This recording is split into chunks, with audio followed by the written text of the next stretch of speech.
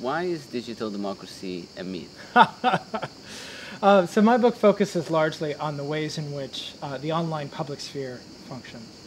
And the argument in the book is that the internet really hasn't redistributed political voice. That the very small number of citizens have a hugely outsized voice online, and that this really hasn't lived up to the democratic hopes that many people had had for the internet. You're preparing a new book. You're working on a new manuscript now. In which way does that book build on your previous work? Is it different, and what's the kind of theme of this new book? My new work actually builds very naturally upon the work that I was doing in the myth of digital democracy.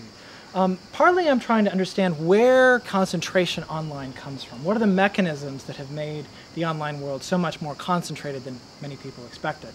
So that's part of it. But I'm also increasingly interested in the future or the fate of journalism, which we've seen, of course, a global crisis in the United States. We've had enormous collapse, especially of print journalism and newspapers.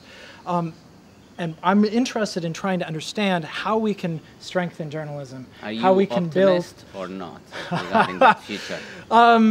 I am a pessimist, but for very different reasons than other people have been pessimistic. If you had to tell someone about your experience here as a lecturer in the Academy of Global Governance, what would you say? Oh, it was fantastic to be hosted by the Academy of Global Governance.